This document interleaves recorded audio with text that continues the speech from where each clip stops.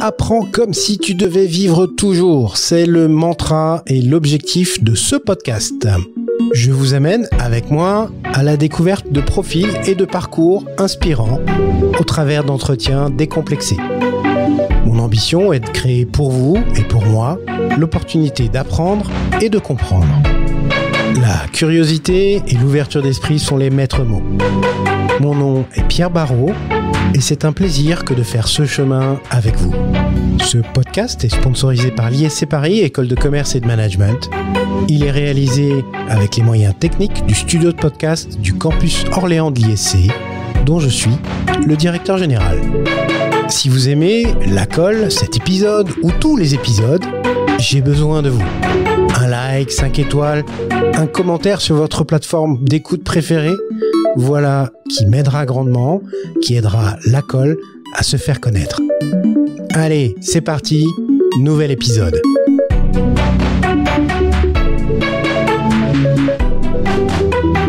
Chers amis, bienvenue sur ce nouvel épisode de la colle.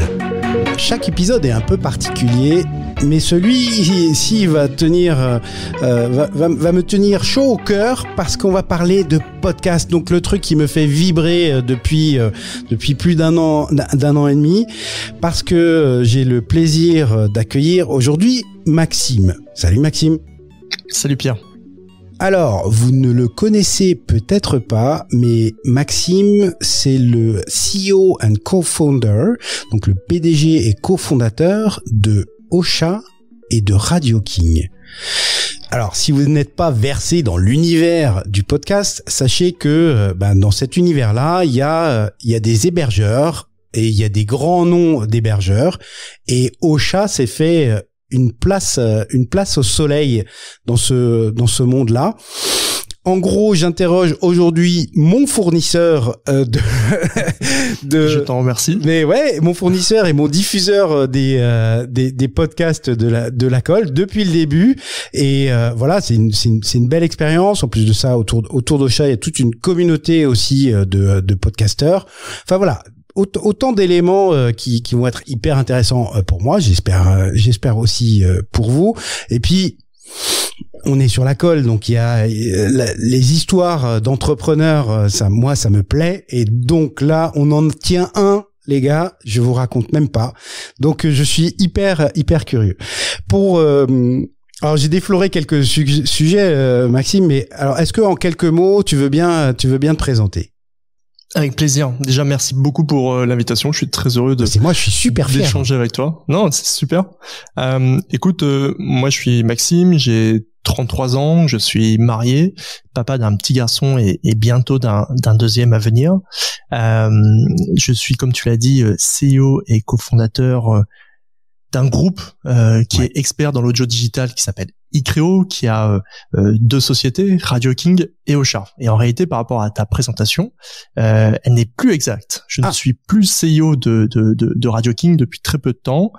C'est mon associé et cofondateur aussi de la boîte qui est désormais le CEO de Radio King, et ce qui fait que je suis à 100% CEO de Ocha, une plateforme qui permet et qui facilite le fait de partager, distribuer un podcast sur toutes les plateformes d'écoute. Alors là, pour ceux qui nous écoutent un peu plus tard, on enregistre mi-septembre, donc voilà, le shift s'est donc fait mi-septembre. On va rembobiner un petit peu. Est-ce que tu veux bien nous...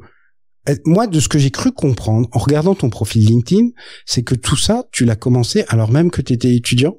Oui, alors pas Ocha en tant que tel, mais pas Ocha directement, mais effectivement j'ai commencé tout en étant durant mes études. Moi, j'ai fait des études d'informatique. Ouais. J'ai fait notamment un master informatique dans la région lilloise. Et effectivement, j'étais déjà, si tu veux, passionné de digital. J'ai toujours été passionné par ça, et j'étais aussi à un moment donné passionné par la radio. Et les deux réunis, ça m'a amené à travailler avec une radio sur Internet qu'on appelle une web radio, et à travailler avec cette web radio.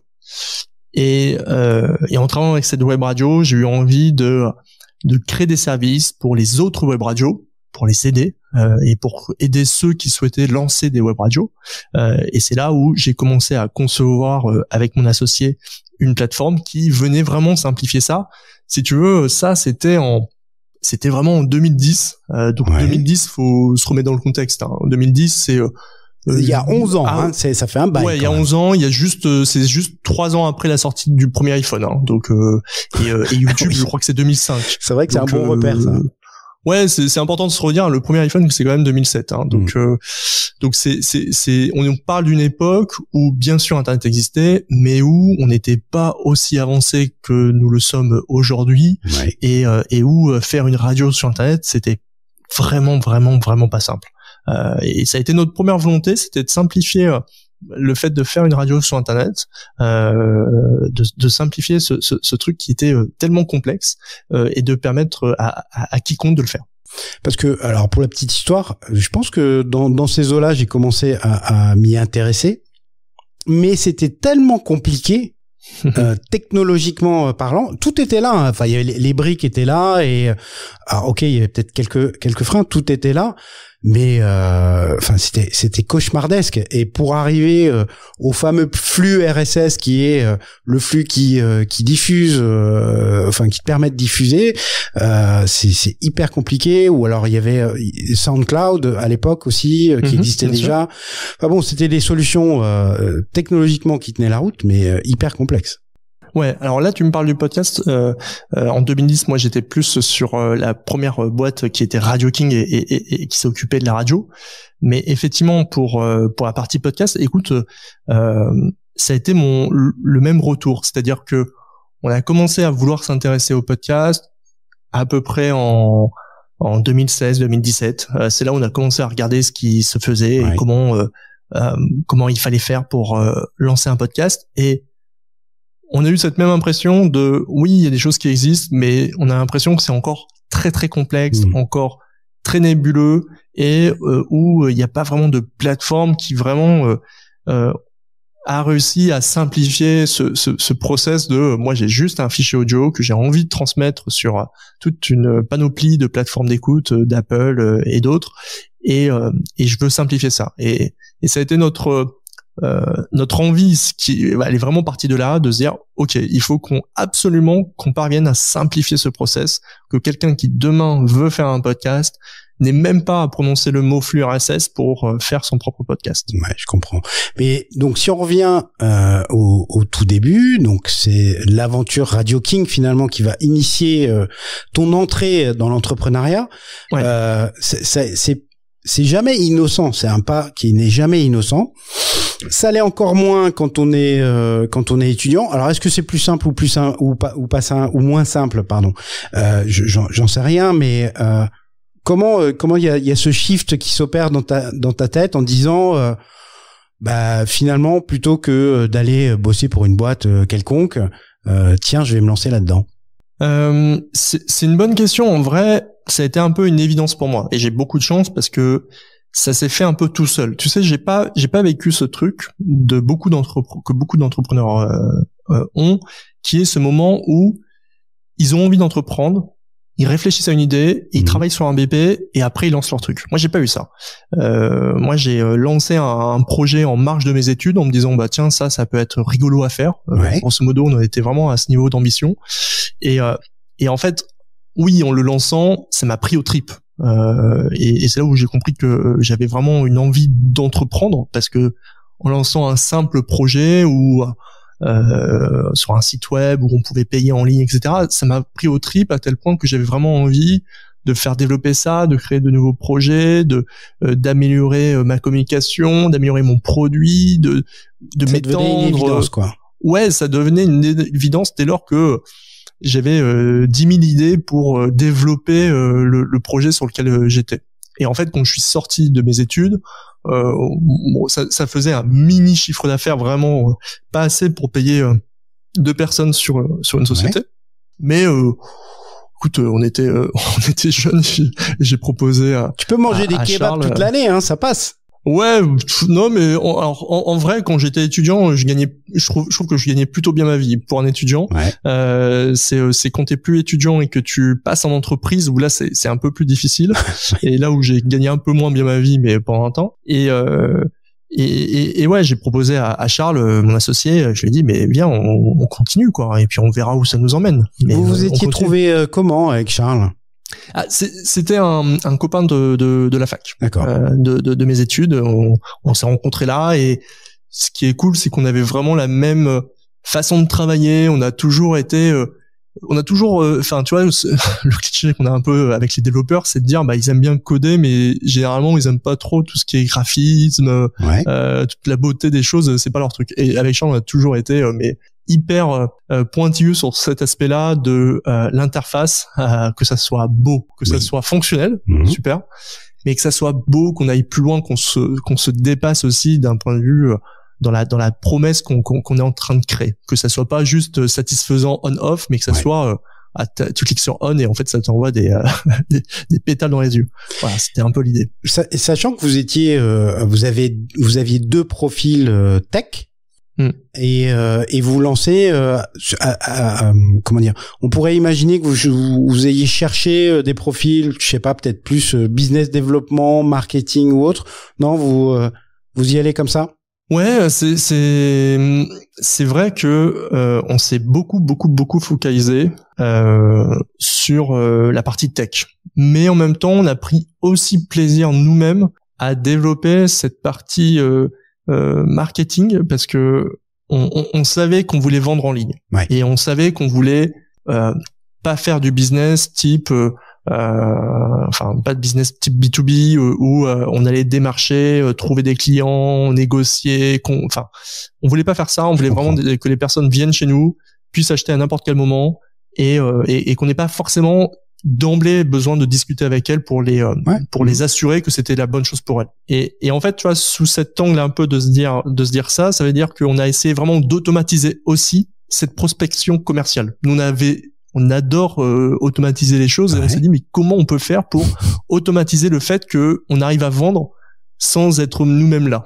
Et en fait, c'est ce qu'on a fait, et aujourd'hui ça marche encore comme ça, c'est-à-dire que le jour, la nuit, on vend, et on a personne qui forcément est là pour parler au client qui va mettre sa carte bleue et acheter. Et donc on a vu ça sous cet angle, on s'est beaucoup focalisé sur le produit. Je pense que ça avait une vertu qui est que le produit fait parfois aussi ton marketing, c'est-à-dire que quand tu te focalises beaucoup sur ton produit et qu'il est très très très bon par rapport à la concurrence, ça fait aussi un effet un peu boule de neige où on en parle beaucoup et où t'as moins de churn, et donc ça marche mieux. Mais en même temps, on s'est beaucoup focalisé là-dessus, on était moins focalisé sur le marketing, sur la conversion, etc. Et on aurait très certainement pu améliorer des choses t'aurais pu aller plus vite, mais à la rigueur, ce qui est intéressant, c'est ok, alors le projet même commence à marcher pendant vos études. Le drame de tous les entrepreneurs, c'est d'avoir un super truc, mais que personne ne le sache. Comment au tout début vous arrivez à alpaguer les premiers clients de Radio King? Et d'ailleurs, ça fait quoi exactement Radio King? Alors Radio King, si tu veux, c'est un peu comme Ocha, c'est une plateforme sur laquelle tu peux te connecter. Tu peux prendre un compte chez nous, un abonnement chez nous, et tu vas avoir une plateforme, c'est un logiciel en ligne sur lequel tu peux clairement ajouter tes musiques. Ça, c'est la première partie, tu ajoutes des musiques. Faut-il encore avoir des musiques sur son ordinateur, mais l'idée, c'est tu ajoutes déjà tes musiques ou tes fichiers audio. Et une fois que tu as fait ça, tu vas pouvoir, comme une radio, créer un peu ta programmation. C'est-à-dire que tu as un calendrier et tu peux vraiment dire, tiens, moi, tous les matins, j'ai envie d'avoir de la musique rock de 8h à 10h. Et à 10h, je veux que ça soit une émission que j'ai préenregistrée à l'avance, qui soit diffusée. Et tu vas vraiment créer comme ça ta grille d'antenne, qui en fait va se jouer tous les jours et toutes les heures, etc. Et tu vas au final de tout ça, c'est que ça te crée une radio, un flux audio qui fonctionne tout le temps, que tu peux tout le temps écouter. Et bien sûr, en plus de ça, Radio King te permet d'avoir des outils pour être visible, notamment sur le web, d'avoir ta propre application mobile, d'avoir même des applications connectées dans ta voiture, d'avoir une application sur les enceintes connectées. Ce qui fait que tu as créé ta radio, mais en plus de ça, tu l'as vraiment diffusée sur tout l'univers digital audio qui existe autour de toi. T'as tout le broadcasting qui va derrière. Totalement. Mais alors, les premiers, justement, comment tu les accroches? En fait, on a eu une démarche de dire, en fait, ce que je viens de t'expliquer, et il y a beaucoup d'auditeurs qui très certainement se disent, bah c'est super, mais ça me concerne pas. Ouais. C'est normal en fait, parce que c'est vraiment quelque chose qui est pour des passionnés de radio, de musique, ou même d'animation, parce que tu peux animer en live. Mais ça ne concerne pas tout le monde. C'est vraiment un truc de niche. Donc déjà, on s'est dit, bon, on va pas cibler des gens. On sait pas. Ça sert à rien de faire une pub à la télé ou à la radio d'ailleurs. Non, et même sur le web, c'est compliqué. Comment tu vois, si tu veux faire une pub sur Facebook, tu cibles comment Alors tu peux cibler simplement par centre d'intérêt. Mais les personnes qui aiment la radio, c'est pas forcément des personnes qui aiment en faire. C'est parfois des personnes qui aiment juste en écouter. Donc plutôt de faire ça, on s'est dit, on va essayer plutôt d'être là au moment où on nous cherche. Et le moment où on nous cherche, c'est typiquement, si quelqu'un avait envie de faire une radio sur Internet, la première chose qu'il ferait, tu sais ce que c'est? Il tape web radio dans Google. Ouais, même plus précisément, il taperait créer une web radio. Parce qu'il veut, lui, créer une web radio. Ou héberger une web radio. Il va taper ça. Et c'est là où on a été très très fort avec Charles, c'est qu'on a su, à travers du contenu, à travers des techniques de SEO, etc., se positionner dessus. Et aujourd'hui, quand tu tapes créer une radio, créer une web radio, tu tombes forcément sur nous. Alors SEO, maman, c'est Search Engine Optimization. Donc ça permet d'optimiser son référencement par le moteur Google, et c'est le référencement naturel. C'est-à-dire que c'est l'algorithme de Google qui va déterminer que ton site est le plus pertinent en fonction de telle recherche. Et c'est compliqué, cauchemardesque, éventuellement. Alors je sais pas si c'est des mots-clés très compétitifs. Parce que ça peut être le cas hein, sur certains à cette époque-là d'ailleurs, quand vous vous lancez, il y a d'autres solutions qui existent, vous êtes face à qui? Ouais, alors la première avec qui on est en face, c'est une boîte française qui à l'époque est aussi grande que nous hein, je pense que c'était deux trois mecs qui faisaient ça. Ouais. Et qui sont là depuis quelque temps. Et très vite on prend le marché. Au bout de 6 mois, on devient leader français. Sur la qualité produit. Pas sur la qualité produit, même en termes de nom, parce qu'on a. Alors, le produit a fait que oui, très clairement.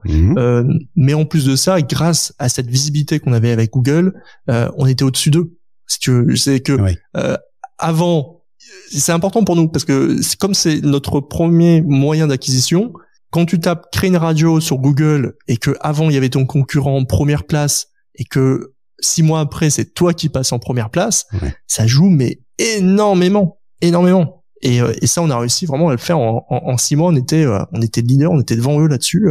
Et aujourd'hui on les considère même plus comme concurrents parce qu'on a une taille qui est plus du tout celle que l'on était. Et eux ils sont restés à leur taille. Donc vous avez pris des coups de Trafalgar en termes de référencement, ça s'est arrivé parce que alors pour ceux qui connaissent pas ça, mais régulièrement l'algorithme de Google est changé. Ça a toujours des noms de code. D'ailleurs il y a un moment c'était Panda. Enfin bon, il y a toujours des noms de code et parfois un site peut prendre une méchante claque et redescendre dans les classements. Ouais, on a eu des périodes de baisse, etc. Mais rien de trop significatif. On a toujours su s'en sortir ou passer par d'autres moyens. Évidemment, il ne faut pas mettre toutes ses billes au même endroit. Donc on arrivait à gérer par d'autres moyens d'acquisition. Et toute cette plateforme-là, c'est vous qui l'aviez intégralement montée, pensée? Ouais, bien sûr. Ouais, bien sûr. Avec vos petits doigts musclés, vous avez codé. Alors, pas uniquement moi et Charles, parce que très vite on a aussi embauché des personnes pour nous aider là-dessus, et c'est important parce que c'est grâce à moi et Charles, mais aussi et beaucoup grâce à ces premiers salariés qui nous ont rejoints, qui sont d'ailleurs encore chez nous aujourd'hui et qui nous ont fait confiance et qui nous ont permis d'en être là aussi. Il faut être extrêmement reconnaissant de ça. Tu t'es toujours dit, tiens, là il y a un business, on a de l'or dans les mains, il y a un marché, ou justement sur les premiers mois, les premières années, c'était on regarde et puis on verra bien. Alors pour Radio King, vraiment on l'a fait en mode passion. C'est qu'on s'est dit, on a envie de faire ça. Si ça nous permet d'être payé déjà, c'est très bien. Franchement, si ça nous permet lifestyle business. Ouais, tu vois, on s'est dit si on peut déjà être payé, vivre un truc sympa, vivre une aventure, tu vois, on a quand même de la chance de vendre un produit qui permet d'éditer de la radio. Donc vraiment, quand je dis qu'on sauve pas des vies, on en est très très très très loin. On fait juste un produit qui est hyper kiffant à utiliser, quoi. C'est ça, c'est pareil, on fait pas un produit de B2B. Mais c'est vraiment un produit kiffant, quoi. Je vois d'autres startups qui sont sur des problématiques hyper business, etc.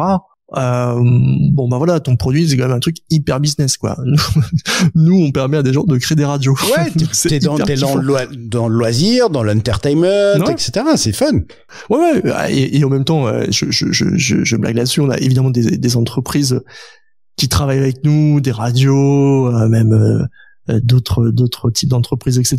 Donc il y a quand même du business réel. Ouais, parce que moi j'ai cru voir passer les EDF, AXA, BNP, Decathlon. Alors peut-être sur Ocha, etc. Ouais, beaucoup sur Ocha. Ouais. Mais va pas me dire que tu fais pas du B2B derrière. Non, il y en a clairement. Mais même, tu vois, tu me parles de ces boîtes là. Évidemment, il y a des enjeux importants, etc. Mais les personnes même avec qui on traite là-dessus, c'est beaucoup plus sympa parce que on se parle podcast, tu vois, on fait du podcast, donc bien sûr qu'il y a des enjeux très très sérieux et très importants en termes de communication pour des grands groupes, mais on parle quand même du podcast, donc ça ne touche pas à leur métier direct et c'est là où c'est généralement. Et puis la matière première est sympa, je comprends. Justement, alors on se replace dans les premières années. Ça prend vite ou c'est quoi la courbe? C'est la hockey stick comme disent les Américains ou c'est une progression correcte? Non, c'est pas. On est sur un marché de niche, donc clairement sur Radio King, c'est une progression correcte. Alors correcte, plutôt bonne quand même, parce qu'on n'a jamais été. On a toujours été, si tu veux, rentable déjà pour ça. C'est quand même nouvelle, ça. Ouais. Sans lever et sur nos fonds propres, c'est vraiment top. Avec une progression de l'ordre de 30 à 40%, ce qui est pas du tout mauvais, mais qui aurait pas nécessité plus parce que à nouveau en étant sur un marché de niche là sur la radio, ça aurait pas nécessité de faire beaucoup plus d'investissement parce que ça aurait été à perte. Alors pour mon côté Techos, tout ça demande quand même un certain nombre d'infrastructures. Puis tu dois servir finalement alors beaucoup de clients pour tes clients potentiellement. Et si on est dans ces années-là, c'est l'avènement des infrastructures dans le cloud, etc., etc. C'est comme ça que vous partez ou vous avez vos propres serveurs dans un garage? Alors on pouvait pas aller, et encore aujourd'hui sur cette partie-là, on peut pas aller sur le cloud parce que c'est trop cher pour nous. Ah bon? C'est très cher le cloud, c'est très très cher en termes de bande passante parce que nous c'est que on héberge de la bande passante, ça veut dire que là au moment où je te parle, on a des milliers d'auditeurs qui écoutent, sur le mois on en a des millions et ça coûte forcément très très très cher. D'accord. Donc on doit être un peu plus malin, trouver des techniques, etc. Donc je te confirme que notre infrastructure sur Radio King, elle est monstrueuse parce que c'est extrêmement technique, extrêmement compliqué. Je pense que c'est la meilleure d'ailleurs des barrières à l'entrée parce que vraiment c'est très très compliqué. Puis il faut tenir la charge. Il faut tenir la charge, mais ouais, alors ça c'est l'avantage d'avoir aussi une équipe. Charles qui gère très bien ça aussi. On a toujours su le gérer. On a toujours su le gérer. On a fait des super pics d'audience, mais on a toujours su gérer ça avec des serveurs. Je te dis pas qu'il y a jamais eu de coupure, ça c'est les moments les plus embêtants, mais on a toujours su le gérer. Je touche du singe, mais pour l'instant on n'a jamais eu trop de soucis. Tout ça finalement, Radio King fait son bonhomme de chemin et commence à truster le marché. D'ailleurs, vous trustez le marché francophone de manière générale. Ouais. Et très vite, on veut internationaliser le produit. Ouais. Je pense que c'est à peu près, tu vois, on sort de nos études avec Charles et on commence vraiment Radio King à peu près en 2013. Et je pense qu'on va être sur une première internationalisation US-UK à partir de 2015, 2016, quelque chose comme ça. Ouais. Mais sans sans se déployer localement là-bas. C'est notre avantage en tant que société web digitale, c'est qu'on a plutôt tu peux être agile, créer quelque chose à distance, quoi, internationaliser à distance. Et aujourd'hui, c'est une part importante de notre chiffre d'affaires qui est fait dans d'autres pays que la France. Tout ça en autofinancement toujours. Oui, sur Radio King, tout le temps. Ok, très bien. Juste, ça me fait penser à un truc, parce que c'est aller par exemple à l'international, c'est une décision majeure. C'est quoi la logique de la prise de décision entre toi et Charles? Vous êtes à 50-50. Voilà comment on vit avec son associé, parce que là ça fait 11 ans que vous vivez ensemble. Vous êtes un vieux couple, donc comment on vit bien avec son associé? On vit bien déjà en étant en connaissant bien son associé. L'avantage qu'on a, c'est qu'on a à différents moments de l'entrepreneuriat, on a eu des exercices qui nous ont permis de mieux comprendre l'autre. Des exercices soit psychologiques pour savoir quelles étaient plutôt nos forces, nos faiblesses, comment on réagissait, etc. Donc qu'on s'est partagé mutuellement pour vraiment comprendre comment parler à l'autre, qu'est-ce qui va permettre à l'autre de prendre une décision. Voilà, moi je peux te dire, par exemple, Charles, pour prendre une décision, il a besoin d'éléments extrêmement rationnels. Il est pas c'est pas un foufou, donc il a besoin qu'on lui amène de la data. C'est bien, c'est important. Moi je suis un peu moins là-dessus, donc ça permet d'être un peu. C'est bien, ça veut dire qu'il y a un équilibre aussi. Ouais, c'est ça, c'est de trouver cet équilibre. On a fait d'autres choses sur les valeurs, savoir pourquoi on fait ça. Qu'est-ce qui nous motive, quelle est la raison pour nous intrinsèquement de nous lever le matin, de tout donner pour que ça réussisse. Qu'est-ce qui nous motive derrière. Et même si on n'est pas d'accord d'ailleurs par ailleurs forcément sur le pourquoi, parce que c'est très très personnel.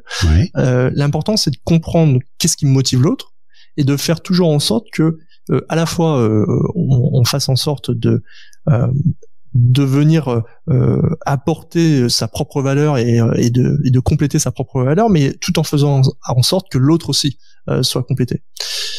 Et puis après énormément d'échanges à bâton rompu, ça c'est clair.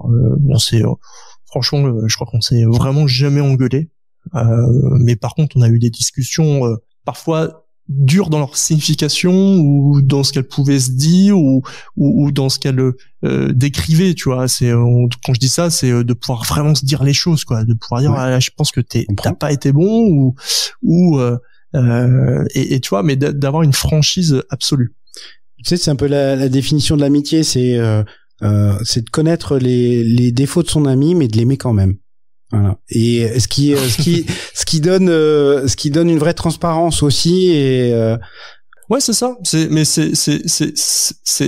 assez juste ce que tu dis, c'est-à-dire que je connais les défauts de Charles, mais comme je suis à peu près sûr d'avoir tout autant de défauts aussi, c'est que je l'apprécie d'apprécier mes défauts, d'accepter mes défauts. Ouais, et donc en échange, j'accepte d'apprécier les siens. Voilà. Alors, vous êtes à ce moment-là, donc ça doit être quoi, on va dire 2016, 2017. C'est ce que tu évoquais tout à l'heure, vous commencez à vous poser la question autour du podcast, c'est ça, c'est bien ça. Donc, a priori, vous êtes dans l'univers de l'audio de toute façon. Donc, le mouvement, les mouvements autour du podcast, vous les voyez, vous les sentez, vous les entendez, c'est le cas de le dire. À quel moment vous vous dites tiens, là, il y a peut-être un pivot. Alors, ça peut être un pivot ou pas, d'ailleurs, parce que vous avez un business qui marche, donc tu vas pas le flinguer, ce serait un peu couillon. Mais j'ai pas, tu vois, c'est mieux comprendre comment vous avez appréhendé ça. Qu'est-ce qui fait que vous vous êtes dit tiens, on va créer une autre marque, une autre plateforme, un autre produit. Comment tout ça s'est articulé dans vos têtes torturées? Alors, déjà, c'est intéressant ce que tu dis, parce que je suis pas sûr que c'est parce qu'on était dans l'audio purement, enfin, si, ça jouait, mais tu vois, je prends par exemple les radios avec qui on travaille beaucoup encore aujourd'hui, et avec qui on travaillait déjà avant, qui sont les premières concernées en réalité, parce c'est elles qui produisent de l'audio. Sauf qu'elles ont toujours produit de l'audio en live. Et ben, écoute, moi de mon expérience, c'est quand même celles qui arrivent le plus tardivement à faire du podcast. C'est vrai. Et à se mettre au podcast. Ouais. C'est assez amusant. Et pourtant, oui, c'est les premières à faire de l'audio. Elles ont le contenu. Ouais, parce qu'en fait, le truc, c'est que c'est très difficile quand t'as un business de dire, bah, je vais totalement le déstructurer et faire totalement différemment de ce que j'ai fait. Ouais. Et pour elle, c'est ça. C'est vraiment de totalement modifier la façon dont elle faisait les choses. Il y a une vraie résistance au changement. Oui. Donc c'est très difficile. Nous, ce qui nous a amené à faire ça, déjà, on avait envie de prendre du recul. Ça faisait effectivement quelques années, on avait une boîte qui tournait bien, avec une jolie croissance, etc. Et ça marchait bien. Et je pense que ça a venu aussi un peu de moi, dans le sens où, voilà, je voyais que ça tournait bien, et peut-être que au fond de moi, je cherchais aussi un nouveau challenge, un nouveau projet. Et en posant un peu à plat, en essayant de prendre un peu de recul sur ce qu'on faisait et sur comment on le faisait, on a très vite compris que c'est assez simple, mais c'est vrai que quand on se le disait à l'époque, c'était pas, ça paraissait comme une évidence, mais qu'on n'avait jamais eu. C'est-à-dire que, en regardant un petit peu ce que faisait jusqu'à présent, ce qu'on avait réussi à faire avec Internet, et notamment par rapport à la radio, on s'est dit, oui, on a permis de faire de la radio sur Internet, mais on n'a pas modifié la radio. C'est pas parce que tu écoutes la radio sur Internet qu'on a modifié la radio. Et quand on a pris ça en repère par rapport à d'autres médias, il y en a deux autres essentiels qui sont importants de toute façon, la télévision et la presse. Oui.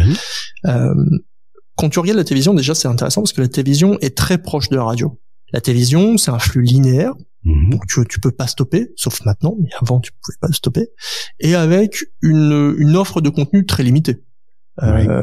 Sur la télévision, à l'époque t'avais 6 chaînes, t'en as un petit peu plus maintenant, mais ça reste une offre limitée, et en plus de ça, que tu reçois par une antenne, et donc t'es assez lié à ce périphérique qui est ta télévision, etc. Et tout ça, tout ce que je viens de te dire, tu peux l'appliquer à la radio.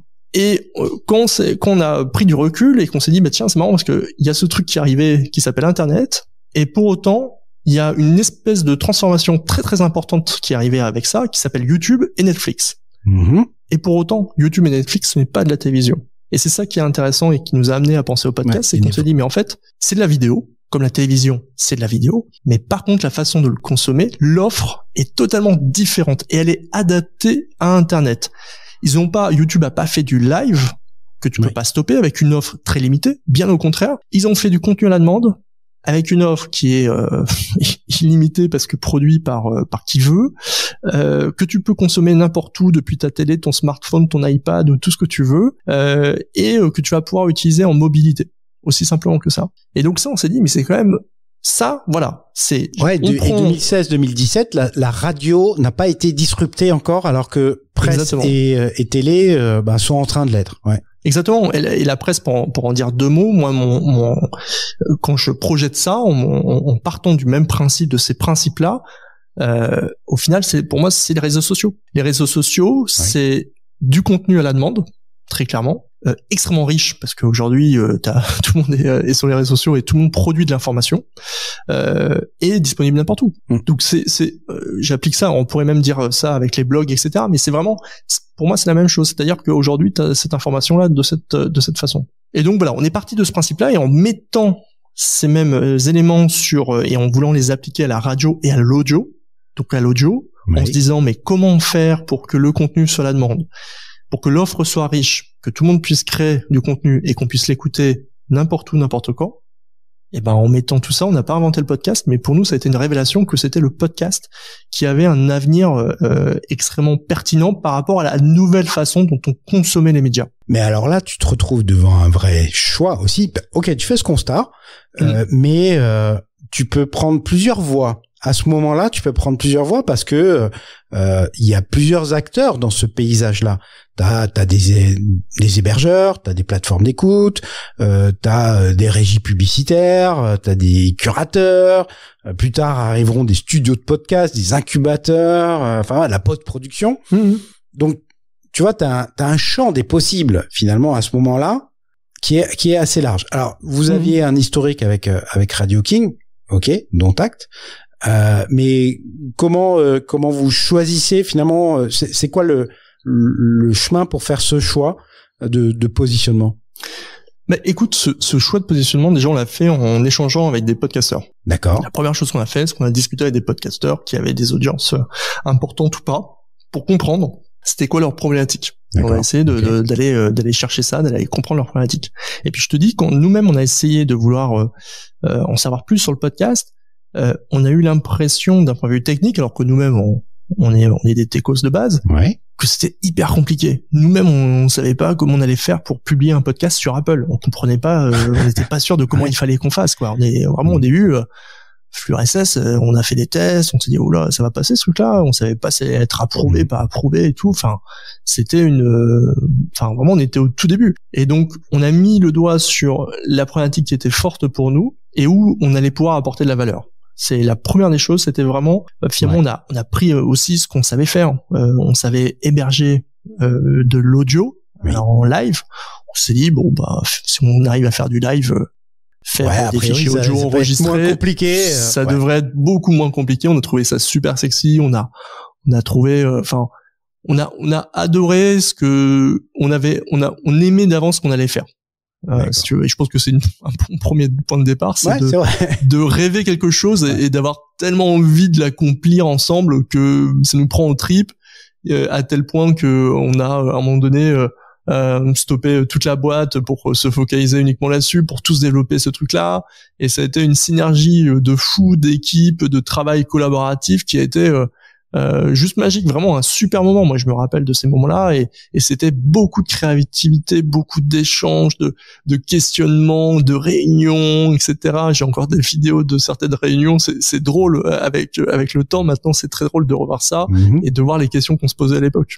Et là encore, vous arrivez sur le marché, vous êtes finalement nouveau sur ce marché. Même question, c'est comment tu fais ton go-to-market? Alors là on a été déjà on avait un produit qui était cool. Je pense que déjà on arrive avec un produit qui est un peu cool par rapport à ce qui existait juste sur le marché français, parce qu'on s'est intéressé en premier sur le marché français et on avait un produit qui était déjà très très cool par rapport à ce qui existait sur le marché français. La plupart des podcasteurs de l'époque, quand nous on est arrivé, passaient par SoundCloud. Et encore aujourd'hui, SoundCloud n'est pas du tout fait pour du podcast. Tu peux le faire, mais c'est vraiment pas fait pour. Et donc, c'est très simple d'expliquer à quelqu'un pourquoi il faut absolument qu'il change, parce que en fait, il a un truc qui est pas du tout adapté pour lui. Et donc ça, on a très vite su avoir des personnes comme ça. Et puis après, on a aussi eu la bonne idée de faire une espèce de plan de lancement où pendant, je sais plus, c'était un mois, on a offert des plans à je crois que c'est à peu près 100 à 200 personnes qui nous ont fait confiance au début. Et parce qu'ils nous ont fait confiance au début, en fait, ça a été un peu les premières personnes qui ont évangélisé autour d'eux pour parler de Ocha, pour montrer que ça fonctionnait, pour nous faire aussi des retours de ce qui fonctionnait pas et pour nous aider à améliorer. De early adopters. Exactement. Voilà. Et ça, on l'a créé très vite parce qu'on se dit bon, vas-y, on va offrir le truc aux 100 premiers, puis on verra ce que ça donne. Alors et après pour ceux qui sont pas complètement versés là-dedans, juste en quelques mots, le principe, alors de base d'Ocha, parce qu'il y a plein d'autres choses après, vous avez rajouté des trucs dans Ocha, mais le principe de base, c'est que il y a un seul endroit sur Ocha où je vais poser le fichier audio de la colle que j'ai précédemment monté sur mon ordinateur. Donc je l'upload sur les serveurs d'Ocha, je mets le descriptif, tout ce qui va bien, la vignette, etc. J'appuie sur un bouton. Et derrière, ça distribue chez Spotify, chez Apple Podcasts, chez Google Podcasts, j'en passe. Il y a même des plateformes que moi j'ai découvert en regardant les settings d'Ocha, etc. Et ça, c'est juste génial. C'est-à-dire que c'est un point central et boum, on broadcast partout sur toutes les plateformes, donc dans le monde entier. En termes de puissance de feu, de diffusion, c'est juste incroyable, hein. Ouais, mais surtout ce qu'on voulait, c'est que ça soit simple à faire. Je te confirme, c'est réussi, hein, c'est simple. Bah merci, parce que c'est ce qu'on a cherché à faire, et quand on a eu les premiers retours, et on les a encore aujourd'hui, et c'est vrai que c'est le premier retour qu'on nous fait. C'est sur cette simplicité, cette facilité de pouvoir faire un podcast et le distribuer simplement. Et c'est notre meilleur retour, parce que c'est la chose qu'on a cherché depuis le début en créant Ocha, et c'est le meilleur compliment qu'on puisse nous faire.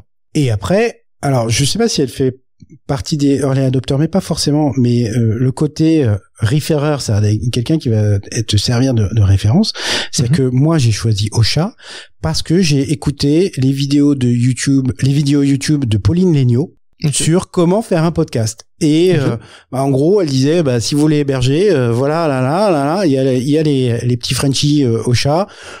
Je suis allé voir direct, et donc tu vois le côté comment dire, je cherche le terme, mais c'est pas influenceur, parce que sur ce coup-là Pauline est communautaire. Ouais, communautaire, etc. Et la référence qui dit ok, ça le fait, quoi, ça fait le job, ça le fait bien, c'est abordable, j'ai dit affordable, mais abordable,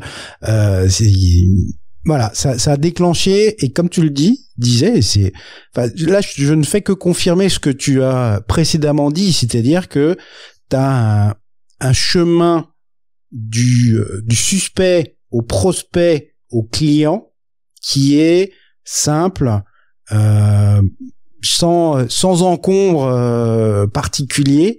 Donc voilà, vous avez su lisser ça aussi.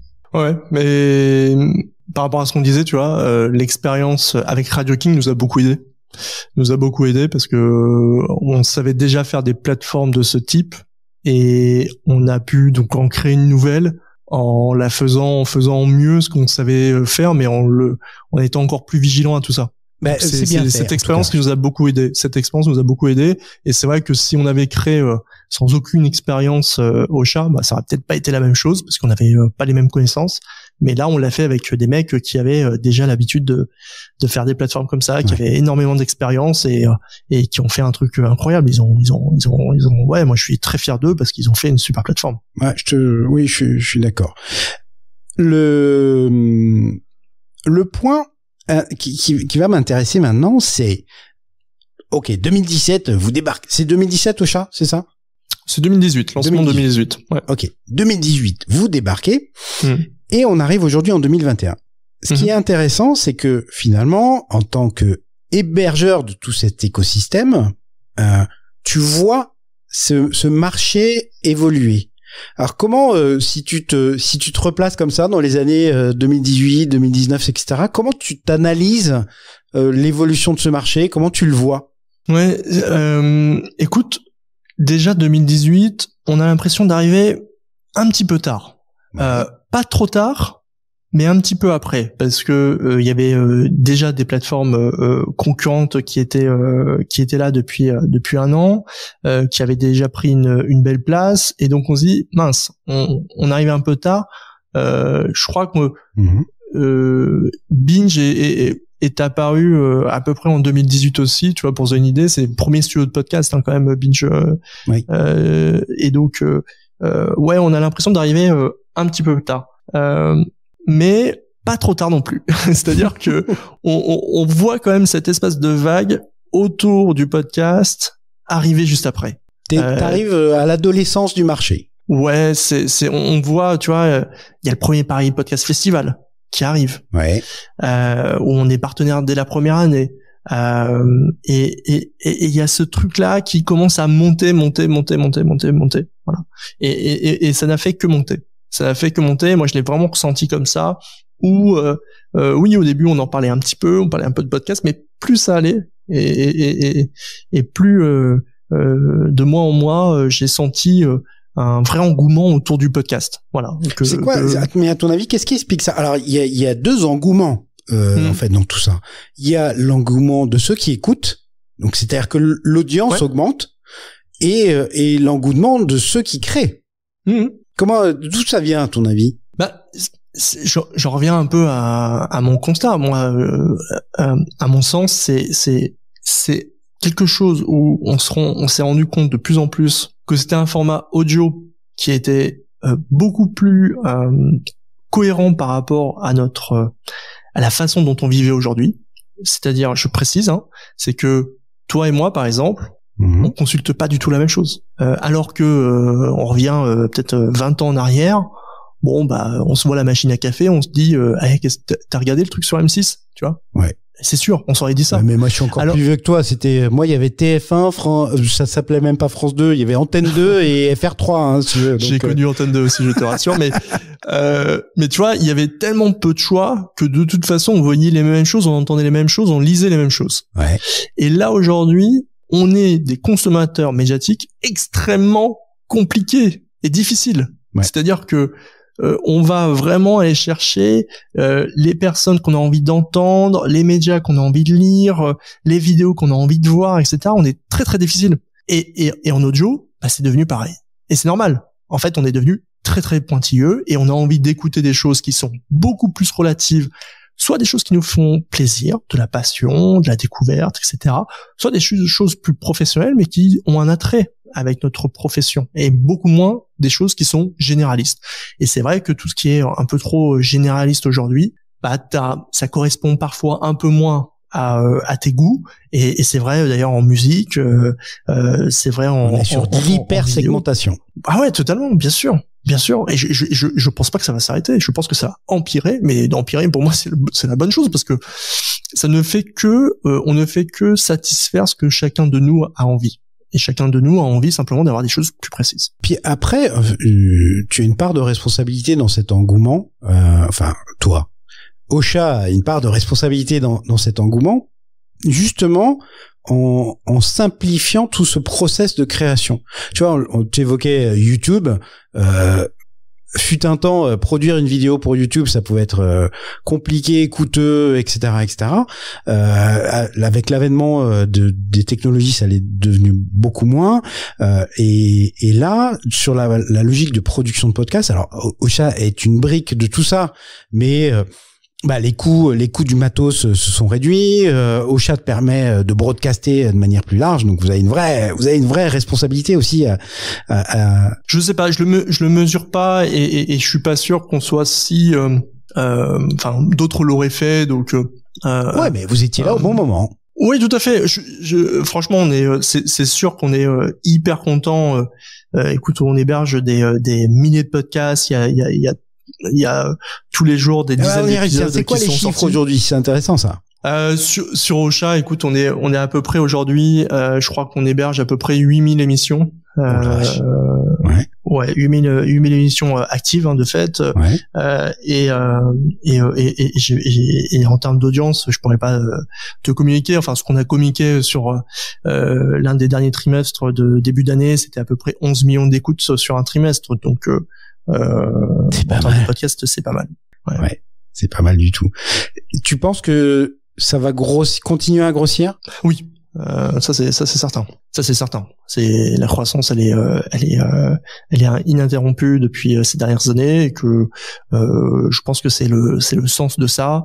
Il y a eu, tu vois, par exemple l'effet un peu Clubhouse qui s'est lancé puis qui est un peu redescendu après. Mais ça a été un peu un feu de paille cette affaire. Hein. Ouais, tout à fait. Mais c'est marrant parce que moi, ce que j'en ai retenu, c'est les gens ont aimé s'entendre sans se voir. Ouais. Et pour moi, c'est un bon indicateur.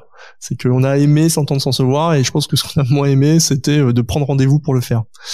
Et bah c'est bien parce que le podcast, t'as pas besoin de prendre rendez-vous pour entendre d'autres personnes. Alors il y a un autre point pour moi qui produit un podcast, il y a une problématique majeure qui est la discoverability.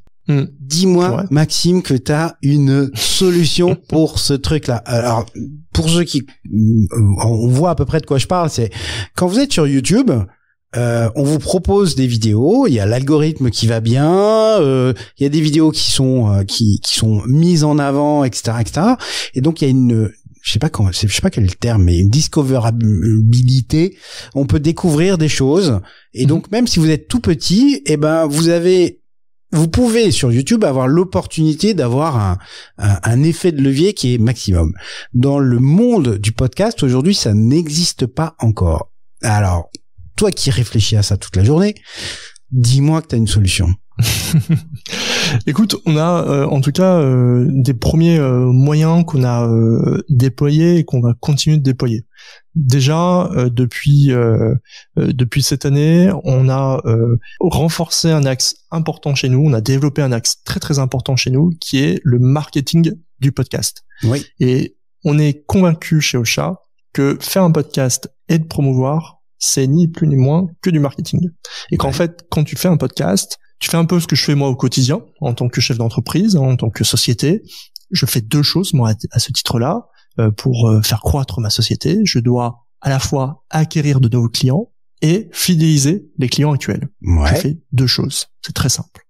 Et ben, les podcasteurs, c'est pareil. Ils doivent acquérir de nouveaux auditeurs et fidéliser absolument les auditeurs actuels. Ils ne font que deux choses. Et donc, la question, c'est comment on va les aider à la fois à mieux acquérir et à la fois à mieux fidéliser. Ouais. Et ça, nous, on pense, alors, c'est ce qu'on a créé à travers ce qu'on appelle, nous, le parcours auditeur. C'est tout un parcours qui permet de mieux comprendre comment l'auditeur va pouvoir devenir fan de ton podcast et comment l'y aider à travers des outils. Et c'est ça qui est important, c'est que nous, on veut développer des outils pour t'aider à la fois sur cette acquisition de nouveaux auditeurs et à la fois sur cette fidélisation. Mais on a déjà commencé, on est déjà... par ailleurs très très avancé à beaucoup d'autres plateformes dans ce domaine-là. Parce qu'aujourd'hui, par exemple, sur Ocha, tu vas pouvoir gérer toute ta communication. Quand tu publies un épisode, tu peux gérer toute ta communication depuis Ocha.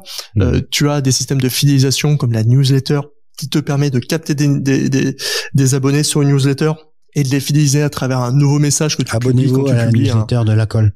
Ah bah bien sûr, quand tu publies un nouvel épisode, on a des outils pour améliorer aussi le fait d'acquérir et de faire découvrir, par exemple avec le clip vidéo, pour avoir un meilleur teasing, pour mieux mettre en avant ton podcast à travers ça. Et bien sûr qu'on a d'autres choses dans le pipe qui notamment vont t'aider. Moi je crois beaucoup notamment au pouvoir de la data.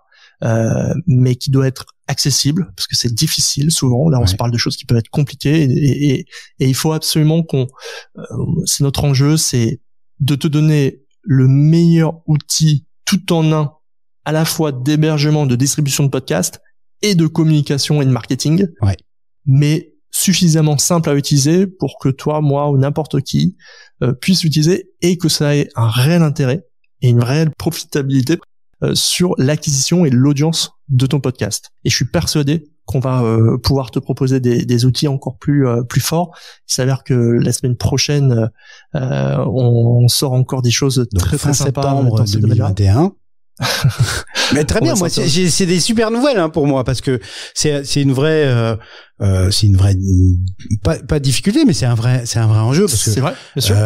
OK, si on fait tout ça aussi, c'est pour transmettre et donc le plus tu peux transmettre le mieux c'est. Aujourd'hui les seuls moyens finalement c'est beaucoup les réseaux sociaux et donc voilà, on a besoin de ces effets de levier, d'autant que chose appréciable. Alors moi j'en ai vu un, mais peut-être que ça existe plus. Mais vous avez notamment monté tout un événement en faisant venir des podcasteurs, en faisant venir des marketeurs, etc. Avec des vraies sessions de formation et d'échange avec vos clients, les podcasteurs en fait. Ouais, on a fait ce qu'on appelle le Podcast Marketing Summit, donc un événement digital qui avait lieu, je crois que c'était au mois de juin qu'on a fait ça avec effectivement des experts en podcast et en marketing. Je pense que c'est un événement qu'on va maintenant faire chaque année pour travailler sur ça, pour aider la communauté, parce que c'est pas réservé à nos clients, mais l'ensemble de la communauté à être mieux informé sur ce sujet-là. C'est pas évident. En fait, c'est ça, c'est que tu parles de découvrabilité et il y a deux choses. En fait, il y a ce que toi tu peux faire et après il y a ce que t'attendent des plateformes d'écoute. Bon, il s'avère que nous on n'est pas une plateforme d'écoute, que on n'a pas vocation à concurrencer ni Apple, ni Spotify, ni ils ont un peu d'avance, mais pourquoi pas. Ouais, mais non, franchement, c'est pas notre bataille. C'est pas notre bataille. Nous, ce qu'on préfère, c'est faire en sorte d'être bien intégré avec eux et pour que toi-même tu sois bien intégré avec eux et le font très bien. Et je pense vraiment que celui ou celle qui va te proposer une énième plateforme d'écoute, franchement, c'est c'est compliqué. Je trouve que c'est important d'en avoir plusieurs parce que ça évite de mettre tous ses œufs dans le même panier. Mais il vaut mieux. Moi, je compte beaucoup sur eux néanmoins pour améliorer ça. Et après, il y a la deuxième chose, c'est qu'est-ce que toi tu peux faire, parce que c'est pareil sur YouTube. Tu peux publier une vidéo et ne jamais être vu. Tu peux publier une vidéo et n'avoir qu'une seule vue. Oui, je te confirme. Moi, je dois avoir des vidéos avec 2 vues. Bah, bon. Voilà. Donc, en fait, on en revient à ça. C'est que dès lors que tu lances un média, il y a vraiment une part et une responsabilité et un travail du créateur, et tu connais bien ça, sur sa promotion. Ouais. Et la question, c'est comment nous, Ocha, on va t'aider et te faire gagner énormément de temps dans la promotion de ton podcast. Et ben, nous, notre souhait, c'est que finalement, t'aies plus besoin d'aucun autre outil que Ocha à partir du moment où t'as enregistré ton podcast. C'est clair. C'est que ensuite, tu le mets sur Ocha et avec Ocha, on va t'aider à tout faire. À la promotion, à la diffusion, à la monétisation, à tout ce que tu veux. Et vous jouez, là aussi, il y a plein de trucs intelligents, hein, mais vous jouez la logique communautaire, c'est-à-dire que vous avez créé, au sein de la plateforme Ocha, t'as une plateforme communautaire où tu peux échanger avec d'autres podcasteurs, parce qu'il y a d'autres problématiques. Hein. Quand on monte un podcast, c'est trouver des invités, ce qu'on appelle la cross promotion, c'est être invité dans d'autres podcasts, etc., etc. Enfin, se faire ensemble de la publicité, etc. Et enfin voilà, dans votre proposition de valeur, je trouve le chemin intéressant. C'est pas si récent. Enfin, c'est pas si c'est pas si vieux que ça, hein, parce que ça a dû se faire là au cours de l'été 2021. Oui, juste avant l'été, ouais, tout à fait. C'est un truc qui traînait depuis longtemps dans les tiroirs, ou là aussi, comment vous en êtes venu à ça? Alors oui, on avait vraiment envie de créer donc ce qu'on appelle aujourd'hui le club Ocha, de créer un club Ocha.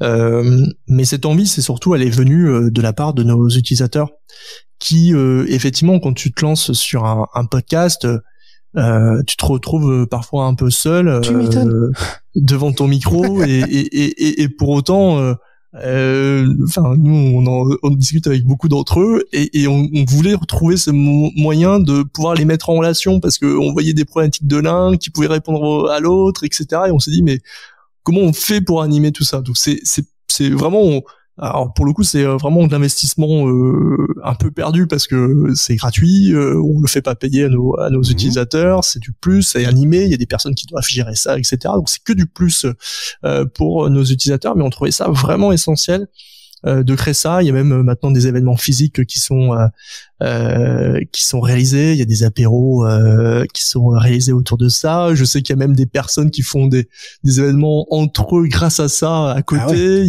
il y a plein d'échanges qui se créent là-dessus. Nous c'est la meilleure des choses, c'est on pense que c'est un métier de passionné et qu'il faut pouvoir échanger avec d'autres passionnés. Et qui d'autre que Ocha en France en tout cas pouvait le faire, parce que on regroupe quand même la plus grosse communauté de podcasteurs, et donc c'était un peu normal pour nous de lancer ça. Ça veut dire aussi que vous avez beaucoup staffé, vous avez une vraie croissance. Comment le chef d'entreprise que tu es gère cette croissance, l'onboarding de tous ses collaborateurs? Enfin, ça peut être un peu rock'n'roll, non? Ouais, en 1 an et demi, écoute, sur Ocha, en 1 an et demi, on a recruté 17 collaborateurs, 17 nouveaux collaborateurs en 1 an et demi.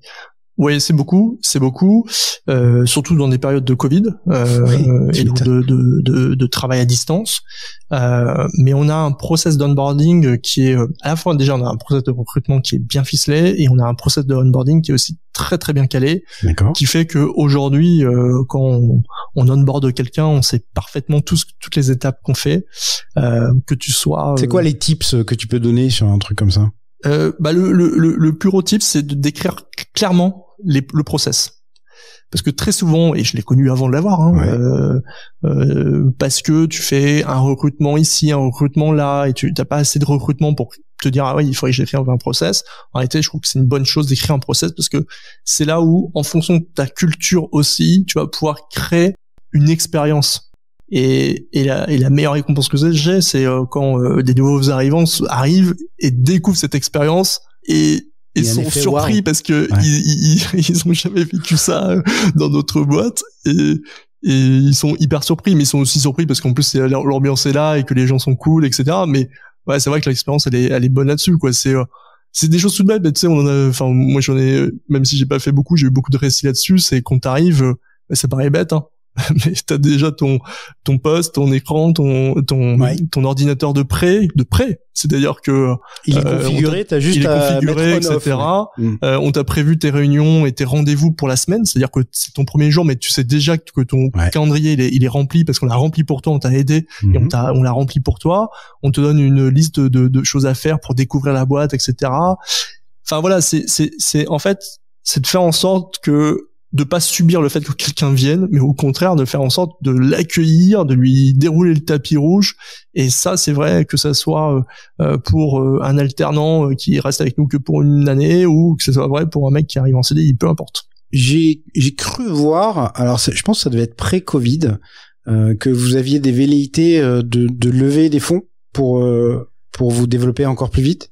On a levé des fonds Ah ben voilà, c'est gagné. Ouais, on a levé des fonds en mars 2020. D'accord. On a levé 1,2 million pour justement vis-à-vis de cette croissance dont je te parlais. Ouais. Voilà. C'est quoi l'expérience justement l'entrepreneur qui va lever des fonds, comment tu l'as vécu toi? Bien, parce que ça s'est fait simplement. Ça se fait assez simplement. Enfin, la chance qu'on a, c'est que c'est pas, on n'est pas dans une boîte où il y a 0 chiffre d'affaires. Ouais. Et en plus, on a levé. T'es au-delà du proof of concept, hein. T'as un truc qui tourne, etc. La question, c'est est-ce que j'accélère ou pas? Exactement. Et combien j'accélère plutôt? En fait, c'est assez enrichissant parce que pour un chef d'entreprise, quand c'est la première fois, tu découvres plein de sujets auxquels t'étais pas confronté jusqu'à présent, et j'ai trouvé ça intéressant aussi sur le process, les étapes, un peu les règles du jeu. Voilà, c'est très très enrichissant. Il y a beaucoup de choses à découvrir là-dedans, mais faut généralement s'y confronter pour les découvrir. Ouais, et puis effectivement, il y a aussi des nouvelles notions à comprendre, les valeurs de pré-monnaie, post-monnaie, etc. Ouais. Ça peut être assez rock'n'roll. C'est pas très compliqué à la base. Non. Mais je sais pas, il faudra que je trouve en futur invité un spécialiste de ça, parce que justement avec toutes les petites lignes dans les contrats aussi, les pactes d'actionnaires, ça fait partie des trucs auxquels il faut faire particulièrement attention. Les petites clauses de bad liver ou de bad liver, ratchet, voilà. Oui, non, mais il y a 2-3 trucs à voir, bien sûr. Justement, dans le alors je sais pas si tu peux en parler, mais dans vos investisseurs, vous avez t'étais plutôt dans une position confortable, on va dire, mais c'était quoi tes critères de choix pour les investisseurs? Parce que t'es dans une position, tu vois, où tu as pu un peu choisir quand même. Oui, totalement. Et on a vraiment choisi à tel point qu'on n'a pas été discuté avec d'autres fonds. Ouais.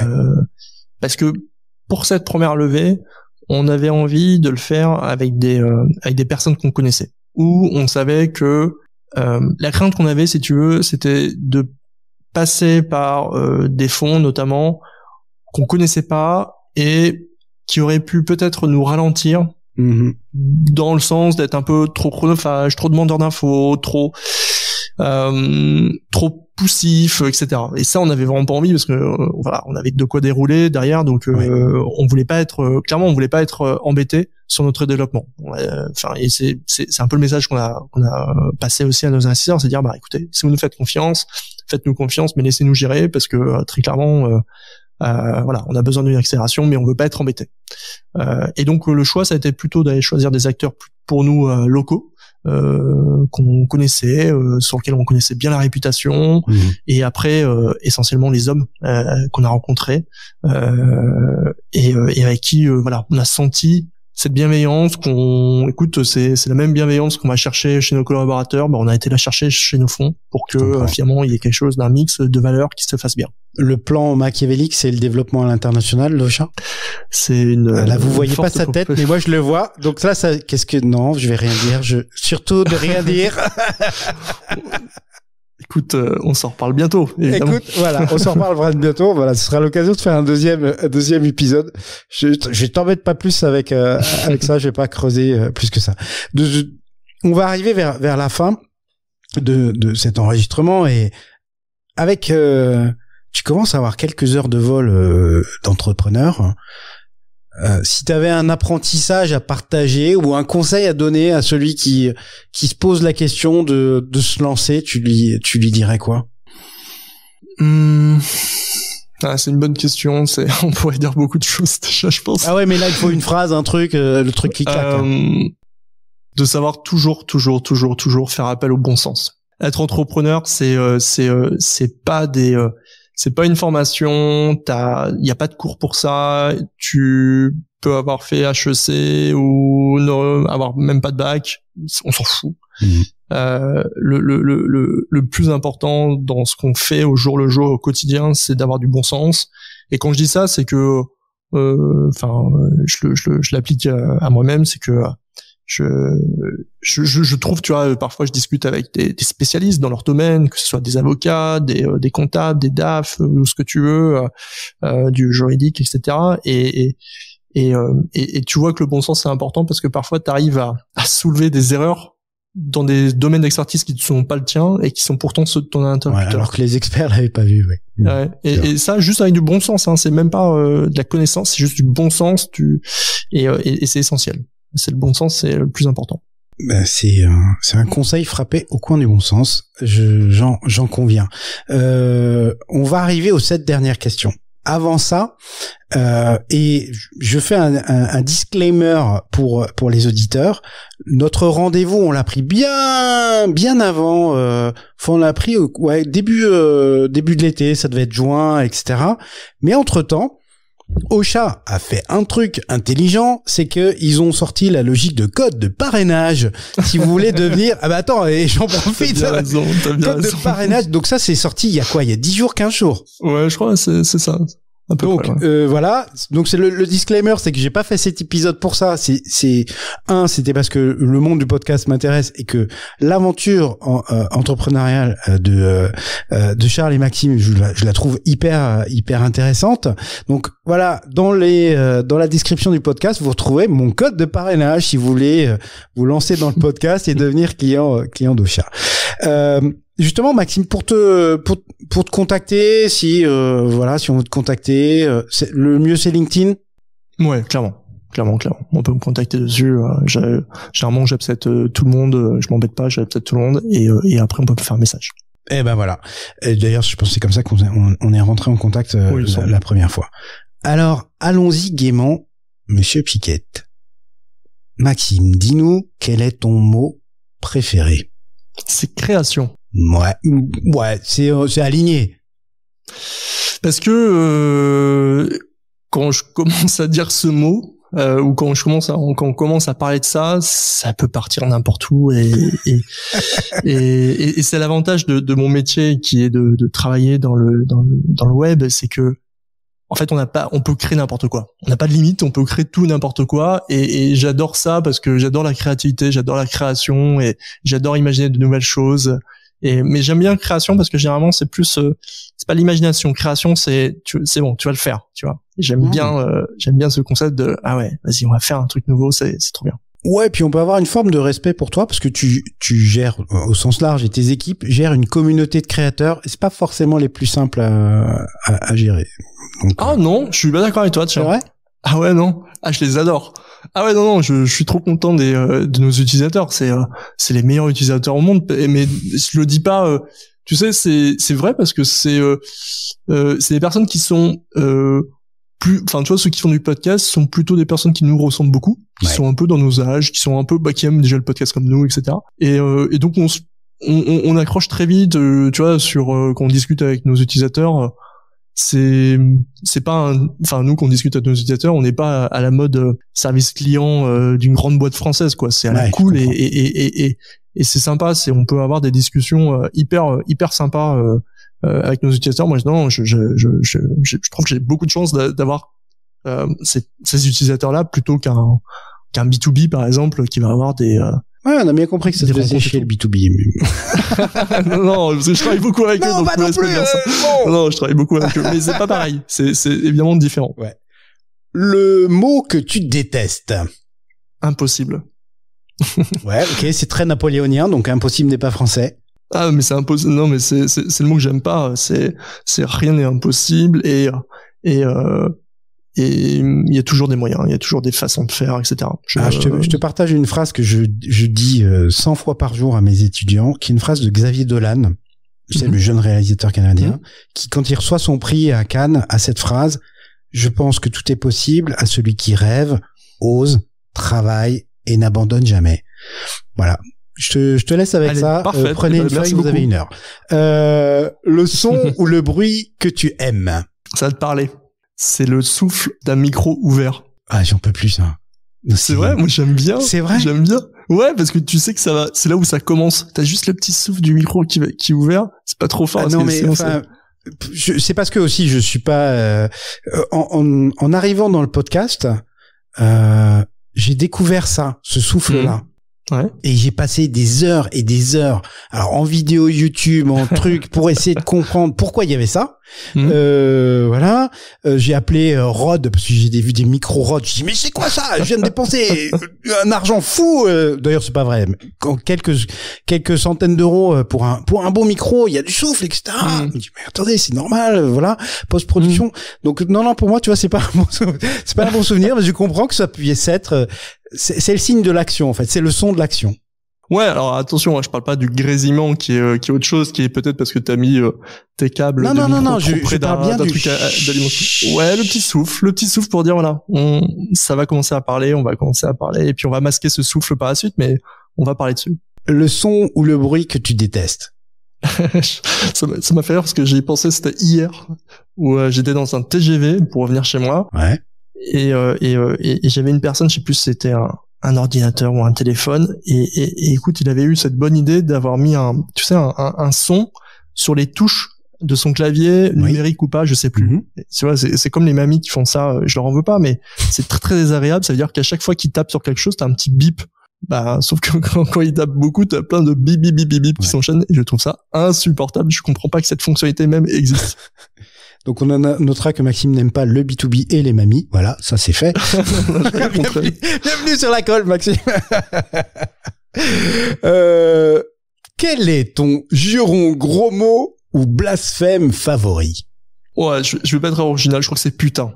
Un bon putain quand il y a un truc qui t'arrive et c'est la merde, généralement ça fait le travail. Mais ça peut être un putain positif aussi, tu vois. Oui, c'est vrai, t'as raison, on peut le voir comme ça, c'est très bien. Voilà. La citation que tu aurais aimé avoir prononcée? Alors c'est celle d'Albert Einstein qui dit la chose suivante: la vie c'est comme une bicyclette, il faut avancer pour ne pas tomber. Et j'aime beaucoup cette c'est propre citation. Des entrepreneurs, ça. Il faut avancer, quoi. Et ben voilà, t'as tout compris. Il faut dérouler. Exactement. Si Dieu existe, qu'aimerais-tu après ta mort l'entendre te dire? Alors, j'imagine bien me retrouver là-haut et qu'il me fasse une petite tape dans le dos, tu sais, en me disant, tu sais, en hochant un peu la tête et en me disant, ah, franchement, beau travail, hein, bien joué. Attends, mais tu vois, juste, parce qu'en fait, c'est drôle parce que quand t'es CEO, c'est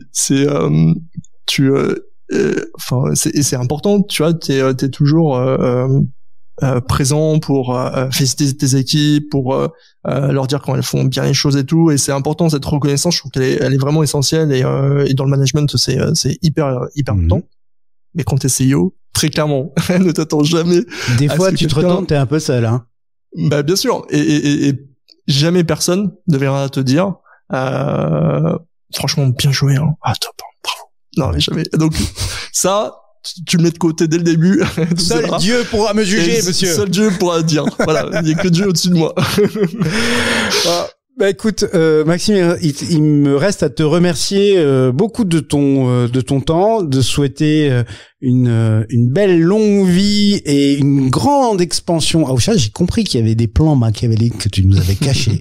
Donc voilà, ce sera, on aura l'occasion de s'en reparler. Un grand merci et finalement à très vite, Maxime. Alors. Merci beaucoup, Pierre. Merci beaucoup pour cette invitation. C'était un super moment. À très très vite. Bye bye. Bravo, vous avez tenu jusque-là.